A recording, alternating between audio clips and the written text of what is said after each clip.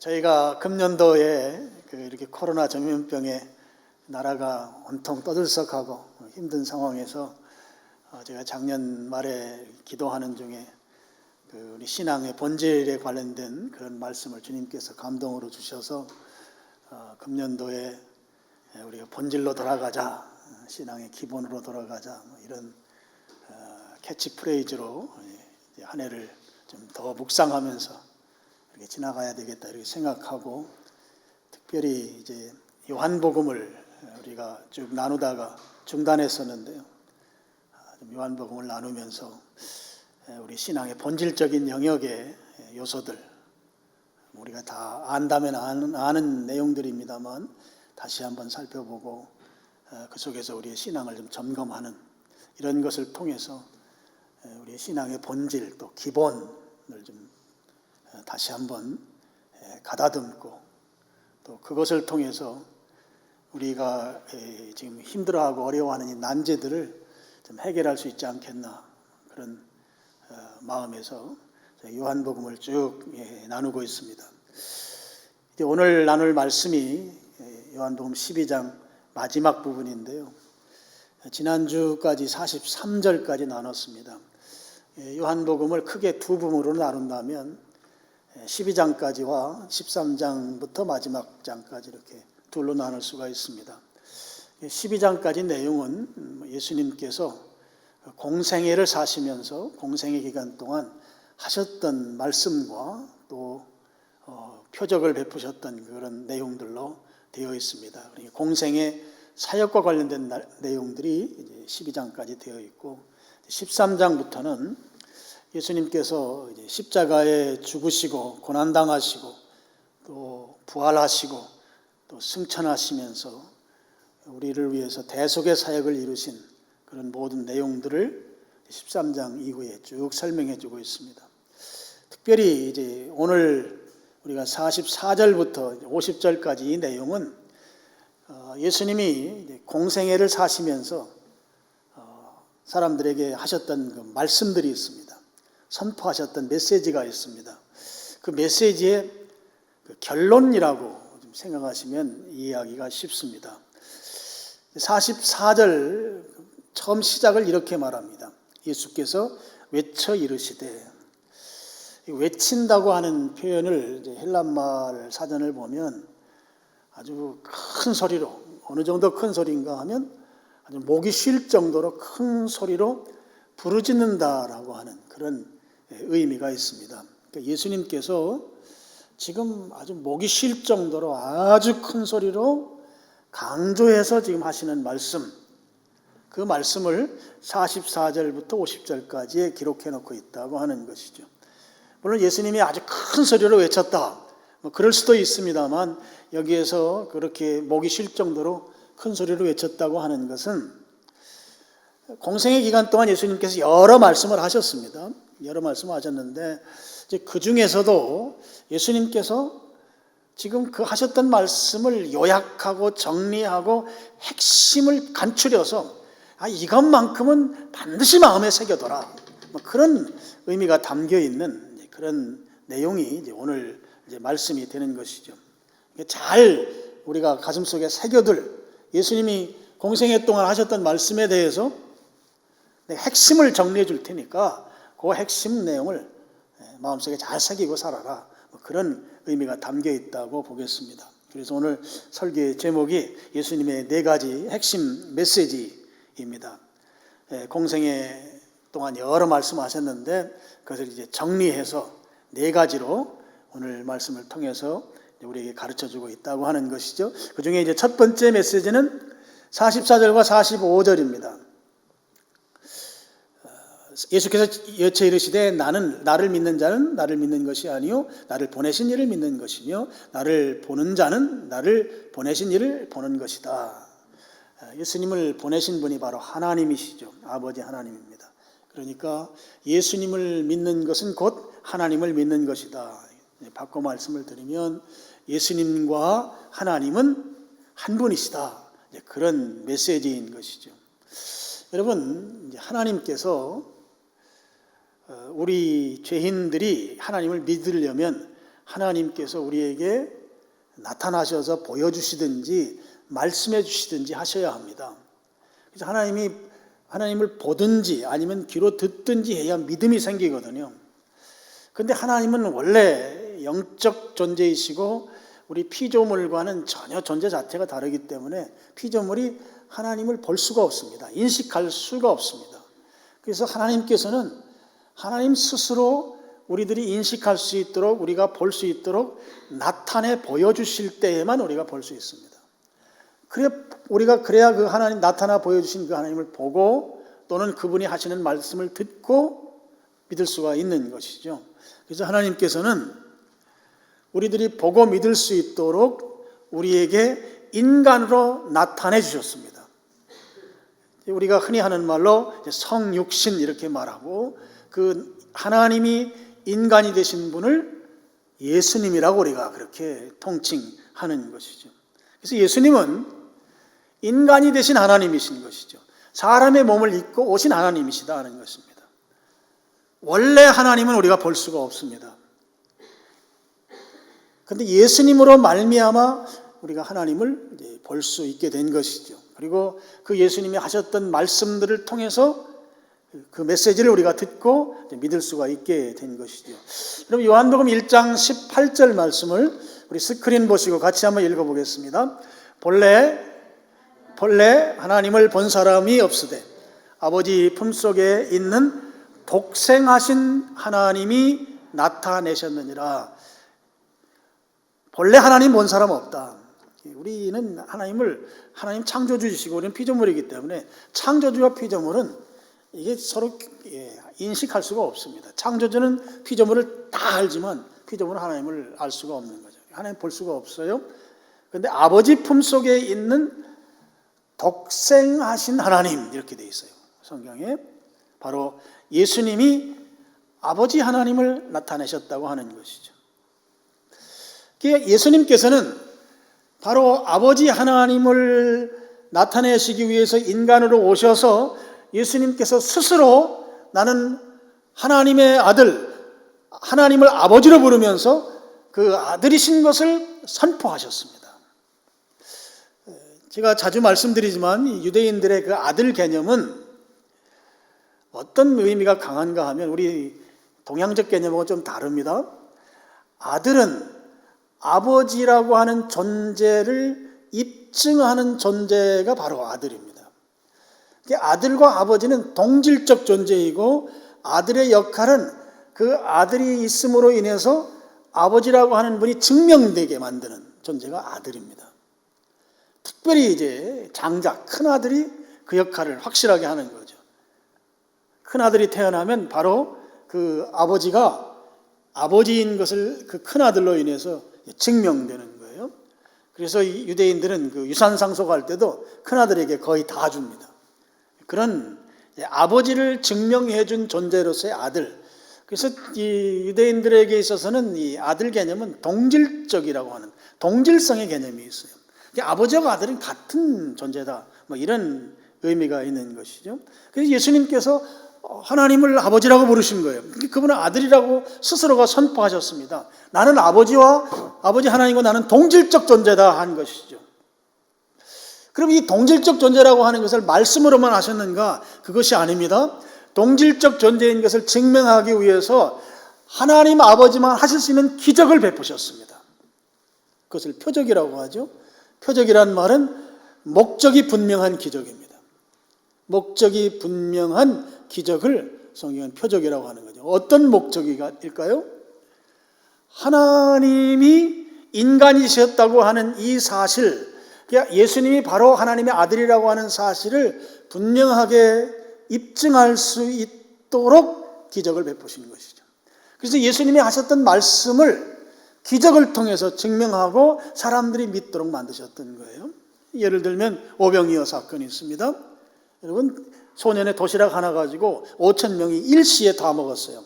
이건 세상에 어떤 사람도 이런 일들을 만들어낼 수 없어요. 그런데 그것은 하나님만이 하실 수 있는 기적이죠. 예수님께서 그런 기적을 통해서 내가 바로 하나님으로부터 온 자이고 하나님의 아들이고 하나님과 동질적 존재이다라고 하는 걸 증명한 것이죠. 갈릴리 호수가 풍랑이 일어났습니다. 예수님께서 호수를 향해서 꾸짖었습니다. 그랬더니 잔잔해졌습니다. 자연세계가 예수님의 말을 듣습니다. 예수님이 물 위를 걸어갑니다. 어떤 피조물도 물 위를 걸어갈 수가 없죠. 하나님만 하실 수 있는 기적, 이게 바로 표적이죠. 그런 표적을 베푸셨던 것이죠. 물론 죽은 자를 살려내는 것, 사람이 할 수 없습니다. 죽은 지 나흘 된 나사로를 살려냈습니다. 하나님만 할 수 있는 것이죠. 이런 기적들을 통해서 바로 예수님이 하나님의 아들이시라고 하는 것을 증명하셨다 하는 것이죠. 그래서 그런 기적을 표적이라고 말하는 것이죠. 그래서 이 사람들이 예수님께서 하신 말씀, 또 예수님께서 행하신 표적을 통해서 그 예수님을 믿음으로 말미암아 그 믿음은 곧 아버지 하나님을 믿게 만드는 것이다 하는 거예요. 그래서 오늘 44절 45절에 보면 예수님을 믿는 것은 곧 하나님을 믿는 것이고 예수님을 보는 것은 곧 하나님을 보는 것이다 하는 거예요. 예수님께서는 종종 나와 아버지는 하나이시다 라고 하는 메시지를 말씀하셨습니다. 그래서 예수님께서 공생애 3년여 동안 사시면서 지금 그 공생애 3년여 동안 사시면서 예수님이 하셨던 말씀을 지금 요약해서 핵심을 정리하고 있으면서 그 첫 번째로 하시는 메시지는 무엇인가 하면 예수님이야말로 곧 하나님이시다 이 말씀하시는 거예요. 예수님은 하나님이시다 하는 거예요. 예수님 하나님이시다. 이 말씀을 크게 외쳐 이르신 거죠. 목이 쉬도록 큰 소리로 소리친 거죠. 이건 너무 마음속에 좀 깊이 새겨놔야 돼요. 예수님은 그냥 인간이 아니고 죄인이 아니고 하나님이시다 하는 거예요. 하나님이시다. 이 사실을 믿기를 축복합니다. 예수님의 첫 번째 메시지, 예수님은 하나님이시다. 두 번째 메시지는 46절에 있습니다. 나는 빛으로 세상에 왔나니 무릇 나를 믿는 자로 어둠에 거하지 않게 하려 함이로라. 예수님이 빛으로 세상에 오셨다라고 하는 것이 두 번째 메시지입니다. 예수님이 빛이시다 하는 거예요. 여러분, 예수님이 빛이라고 하면 빛의 상대 개념은 어둠입니다. 물론 어둠 하면 깜깜한 것, 우리 밤중, 한밤중 이런 걸 생각하고 빛하면 태양이라든지 이런 전기 기구들을 생각할 수 있겠습니다만, 이 성경에서 말씀하고 있는 예수님이 빛이라고 할 때에 그 상대 개념인 어둠은 죄악을 말합니다. 죄악. 여러분, 이 죄악을 말하고 죄악을 생산하는 그런 모든 이 사탄의 그 시스템, 사탄의 문화 구조들을 말하는 것이죠. 사탄은 어둠의 왕초입니다. 예수님이 빛이시라고 할 때에 어둠은 그 빛에 대항하는 그런 영적 존재인 사탄과 사탄으로 말미암아 생산되는 죄악들을 말하는 것이다 하는 것이죠. 그래서 어둠 속에 있는 자들은 빛을 싫어합니다. 우리 성경에 보면 미워한다고 표현했어요. 왜 그럴까요? 요한복음 3장 19절 20절에 나와 있습니다. 우리 스크린 보시고 두 구절 같이 한번 읽어보시죠. 19절 시작. 그 정죄는 이것이니 곧 빛이 세상에 왔을 때 사람들이 자기 행위가 악함으로 빛보다 어두움을 더 사랑한 것이니라. 20절. 악을 행하는 자마다 빛을 미워하며 빛으로 오지 아니하나니 이는 그 행위가 드러날까 하며. 여러분, 사람들이 빛을 미워하고 빛을 싫어하는 까닭은 자기들이 감추고 싶은 죄가 빛에 의해서 다 드러날 것에 대한 두려움 때문이다 하는 거죠. 그래서 어둠을 더 좋아한다, 어둠을 더 사랑한다고 19절에 표현하고 있습니다. 자기가 드러날 것에 대해서 자기의 그 죄악된 삶이 빛에 의해서 다 드러날 것에 대한 두려움이 어둠을 더 사랑하게 만든다. 여러분이 어둠을 더 사랑한다는 말은 더 죄 짓는 삶을 추구하고 죄 짓는 삶을 좋아한다는 그런 의미이거든요. 여러분, 예수님께서 빛으로 이 땅에 오셔서 그 오신 이유가 우리의 그 죄악을 다 드러내서 사람들 앞에 창피를 당하게 하고 수모를 주고 사람들 앞에 얼굴을 못 들게 하려고 그 목적으로 예수님께서 빛으로 오신 게 아닙니다. 예수님이 빛으로 오신 분명한 목적이 있죠. 빛으로 오셔서 어둠 속에 빛을 딱 비췄더니 그 죄악과 그 수모, 창피, 부끄러움 이런 것들로 인해서 우리가 살아가는데 주눅들게 만들게 하기 위해서 예수님이 빛으로 온 게 아니란 말이에요. 오늘 46절 말씀에 보면 나는 빛으로 세상에 왔나니 무릇 나를 믿는 자로 어둠에 거하지 않게 하려 함이로다. 빛으로 오신 목적이 어둠에 거하지 않게 하려는 목적으로 오셨다고 하는 것입니다. 요한복음 8장 12절 말씀 우리 스크린 보시고 우리 여기도 한번 같이 읽어보시죠. 예수께서 또 말씀하여 이르시되 나는 세상의 빛이니 나를 따르는 자는 어둠에 다니지 아니하고 생명의 빛을 얻으리라. 여러분, 예수님께서 빛이신 이유, 빛으로 오신 이유는 우리들로 하여금 예수님을 따라서 살게 하는 것. 다시 말씀드려서 더 이상 어둠 속에 살지 않게 할 목적으로 예수님이 빛으로 오셨다고 하는 것입니다. 더 이상 죄악 속에 살지 않게 만들려고 예수님이 빛으로 오셨다고 하는 것이죠. 여러분, 어둠 속에 사는 행실이 주는 결과는 우리에게 크게 세 가지 주눅들게 만드는 요소들을 만들어내요. 세 가지는 무엇인가 하면 죄책감입니다. 이 어둠이 주는 것, 어둠의 결과로 우리 인생에 주는 건 죄책감이에요. 죄책감. 그래서 심한 죄책감 속에 빠져 있는 것은 빛이신 예수님을 아직 신뢰하지 못하는 거예요. 예수님은 그 어둠의 결과들, 이런 것들을 다 우리가 따라 살지 아니하도록 예수님을 따라 살도록 만드시기 위해서 오신 분이신데 죄책감 속에서 그것 속에 살지 않기를 주님 바라시는 것이죠. 여러분 한번 생각해 보세요.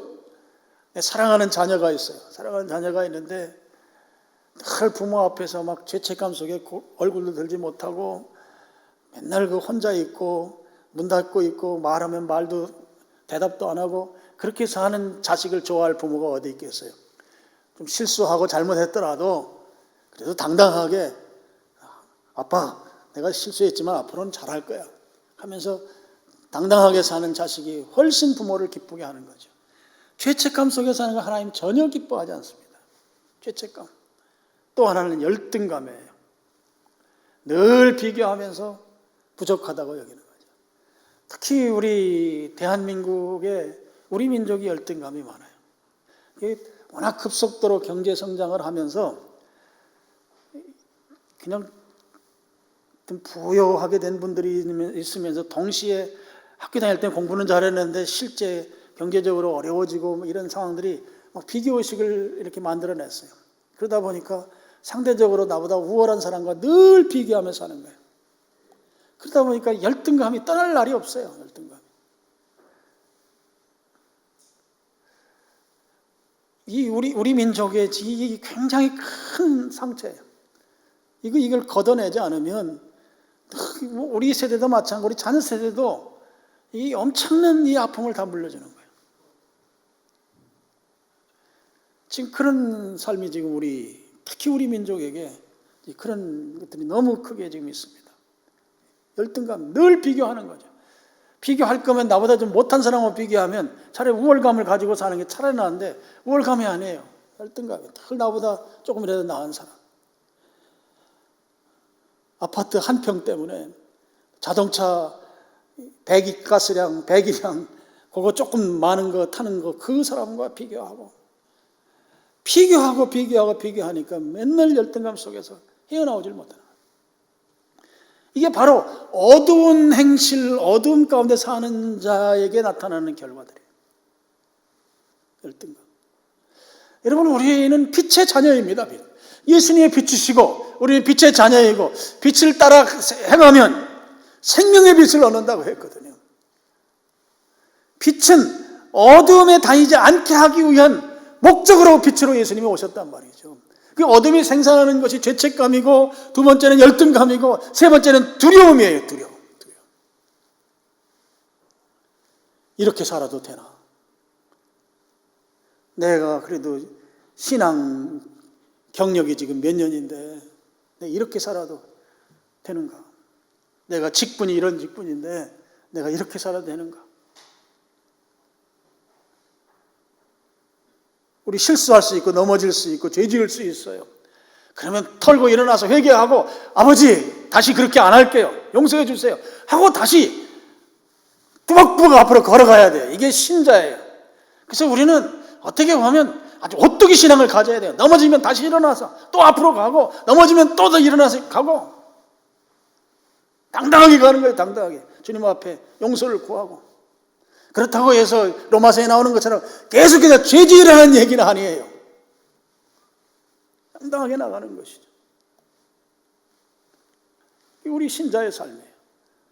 그런데 실수하고 잘못하고 죄를 범한 이후에 그것에 대한 그 두려움 속에서 헤어나오질 못한다.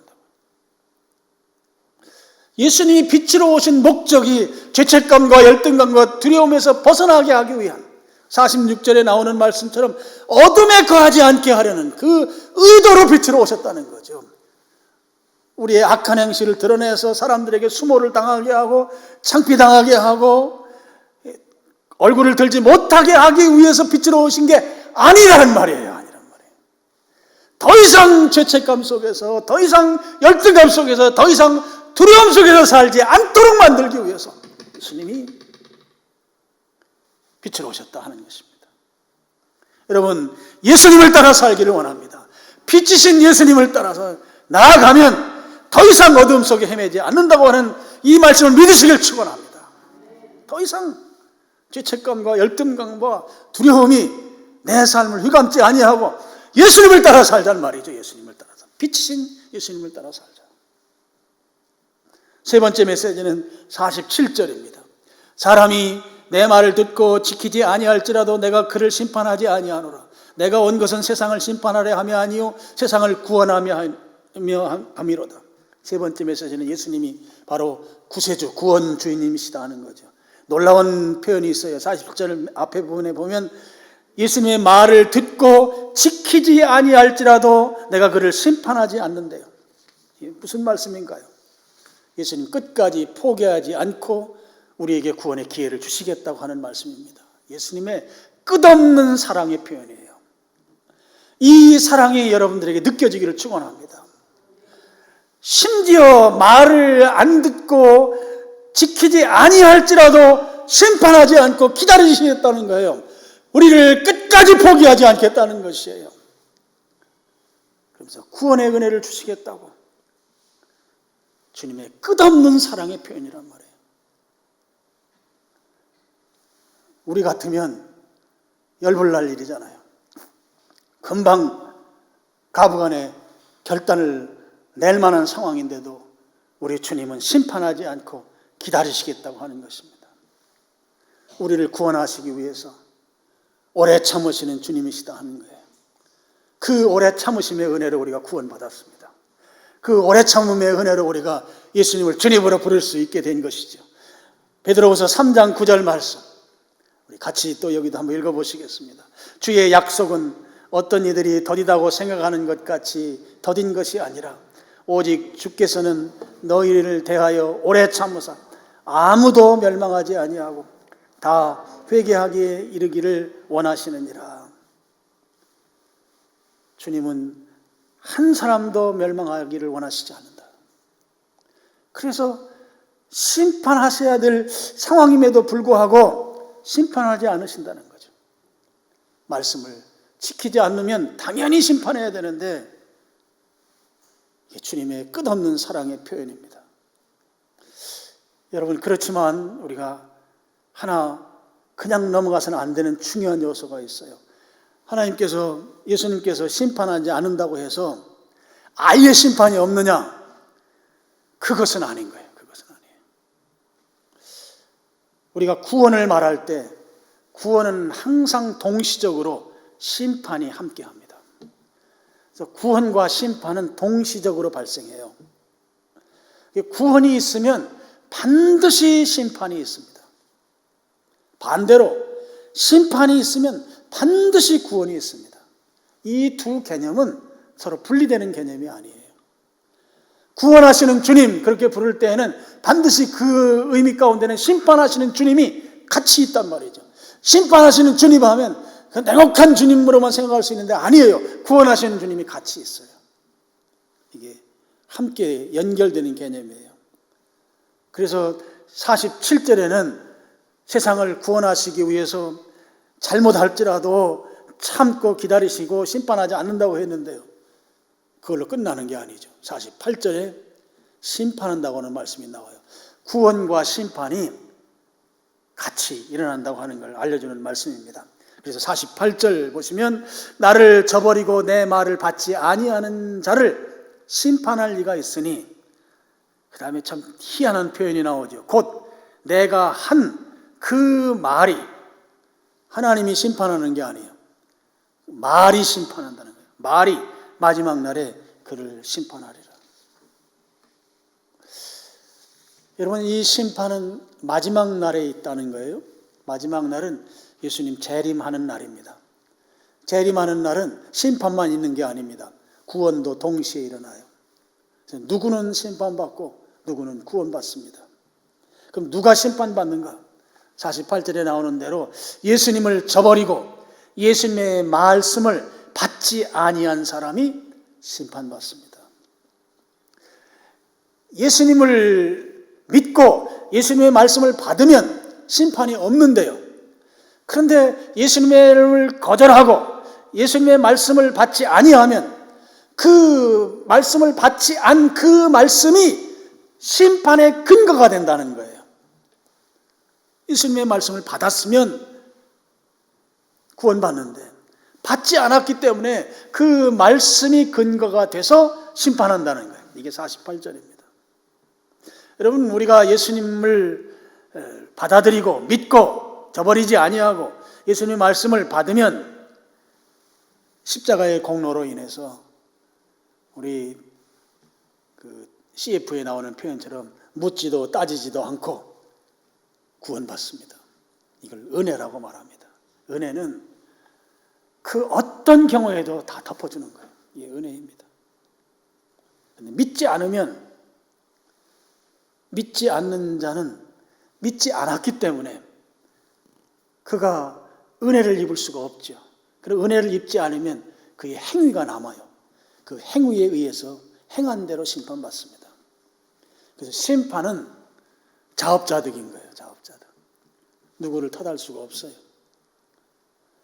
예수님을 믿고 예수님이 하신 말씀을 내가 수용하고 받아들이면 내가 어떤 잘못을 하고 어떤 죄를 범했을지라도 은혜로 다 넘어가 주시는데 예수님을 거절하는 거예요. 자업자득입니다.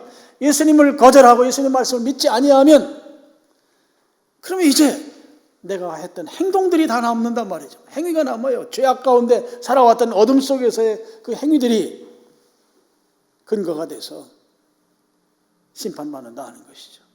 그래서 자업자득이에요. 심판받는 거 자업자득, 지옥 가는 거 자업자득. 누구 탓할 수가 없어요. 요한계시록 20장 12절 말씀 스크린 보시고 같이 한번 읽어보시죠. 또 내가 보니 죽은 자들이 큰 자나 작은 자나 그 보좌 앞에 서 있는데 책들이 펴 있고 또 다른 책들이 펴졌으니 곧 생명책이라. 죽은 자들이 자기 행위를 따라 책들에 기록된 대로 심판을 받는다. 이게 마지막 심판 내용이죠. 여기에 보면 보좌 앞에, 하나님 앞에 책들이 펴져 있다. 근데 책의 종류가 두 종류인 거예요. 책들이 펴져 있고 또 다른 책이 있는데 그 책이 생명책이다. 책의 종류 하나는 생명책이에요. 생명책. 이 생명은 예수 그리스도로 말미암은 은혜의 책이에요. 이 생명책에 기록된 자가 있고 그 다음에 죽은 자들이, 죽은 자는 신자들은 죽은 자라고 성경에 표현하지 않습니다. 잠잔다고 그러죠. 그러니까 이건 불신자죠. 죽은 자들이 자기 행위에 따라 책들에 기록된 대로 그랬어요. 행위책이 있어요. 행위책. 한쪽은 생명책, 한쪽은 행위책. 행위를 기록해 놓은 책. 두 종류의 책이 있단 말이죠.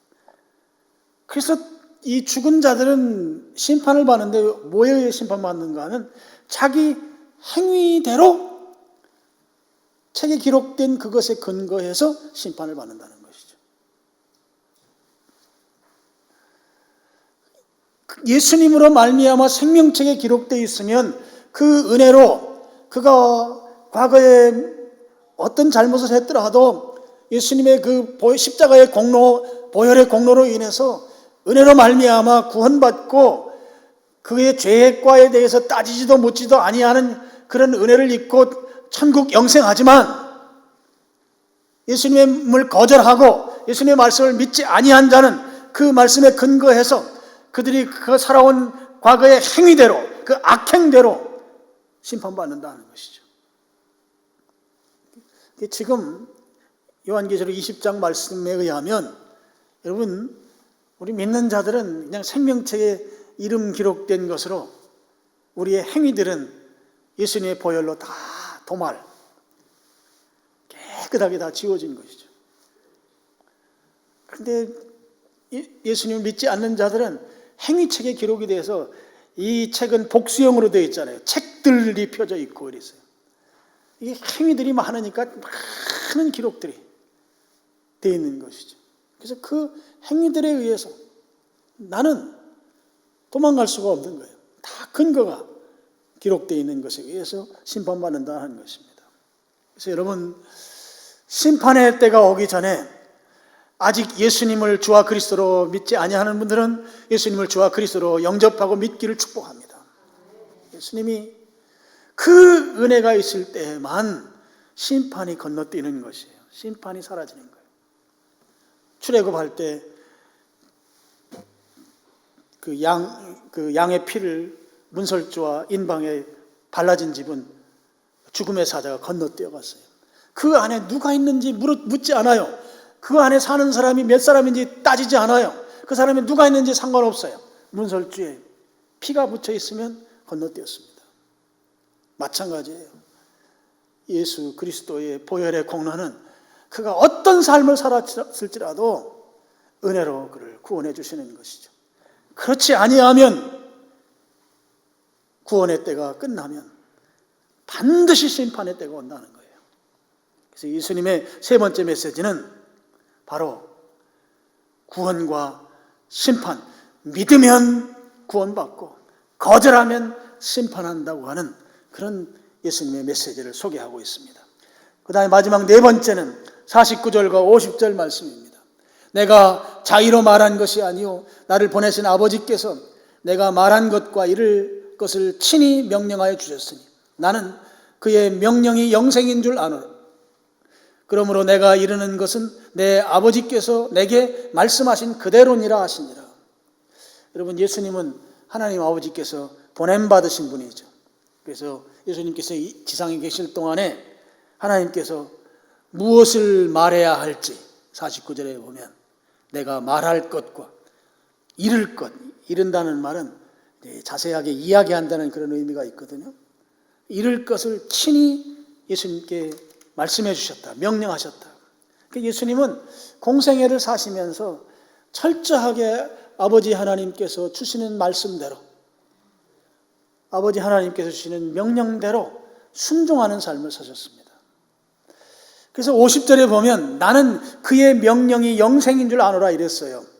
그러니까 예수님께서 하루하루 하나님이 주시는 말씀대로 순종하며 살아보니까 결국 하나님께서 예수님에게 하셨던 말씀, 순종하도록 하셨던 것을 결과적으로 보니까 죄인들이 영생하도록 하는데 하나님의 마음이 모아져 있다는 사실을 깨달은 거예요.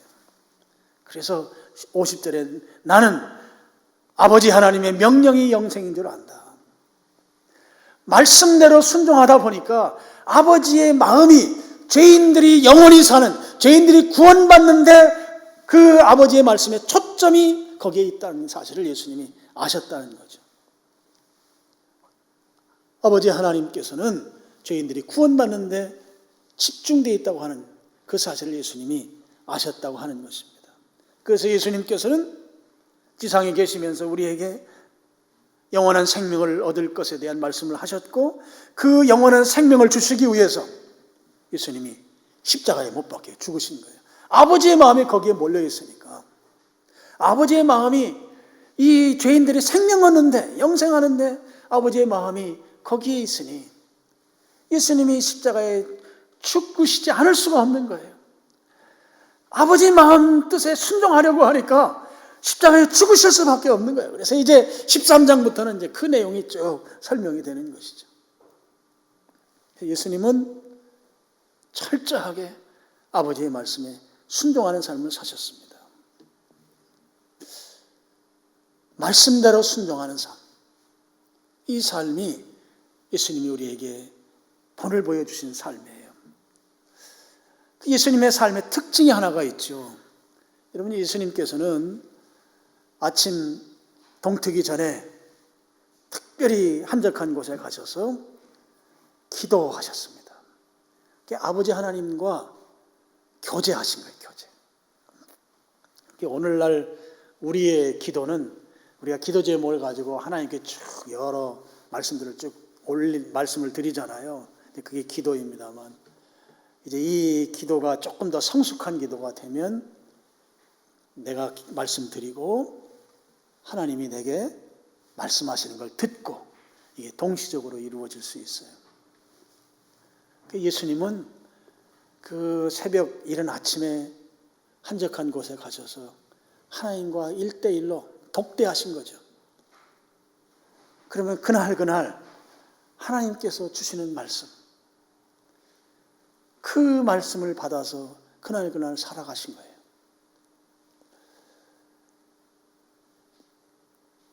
광야 40년 동안 매일 먹을 양식을, 만나라는 그 양식을 주셔서 이스라엘 민족이 그날 그 양식을 먹고 살았어요. 그걸 보관하면 썩어버려서 못 먹어요. 그러니까 매일 아침마다 일어나서 그 양식을 먹어야만 그날 하루를 살고, 또 그 다음날 또 주시는 그 양식을 먹고 사는 거예요. 많이 거두어서 항아리에 보관해두면 다 썩어서 못 먹어요. 여러분이 영의 양식도 그런 의미가 있죠. 예수님은 그날 새벽에 주님과 독대하면서 주님께서 주시는 말씀대로 그대로 순종한 거예요. 그래서 예수님은 그렇게 사시는 그 삶이 습관이 됐다. 누가복음에 보면. 요즘 말로 하면 루틴이죠, 루틴. 그렇게 안 하면 하루를 사는 것이 너무 깨림직한 거예요. 살 수가 없는 것이죠. 양치질하지 않고 하루를 시작하는 것 같은 거예요. 예수님은 그래서 그날 아침에 주님께서 말씀을 주시는 대로 영의 양식, 영의 만나를 먹는 생활을 예수님이 했다 하는 것이죠. 철저하게 순종하는 삶을 그렇게 살다 보니까 하나님께서 예수님에게 주신 메시지는 무엇인가 하면 죄인들이 영원히 사는 것이었더라 하는 거예요. 그래서 그 말씀에 순종하는데 어디까지 순종해야 하는가 하니까 예수님이 십자가에 죽으시는 이 일을 감당하지 않으면 안 되는 데까지 순종할 수밖에 없었다 하는 것이죠. 그게 바로 49절과 50절 말씀입니다.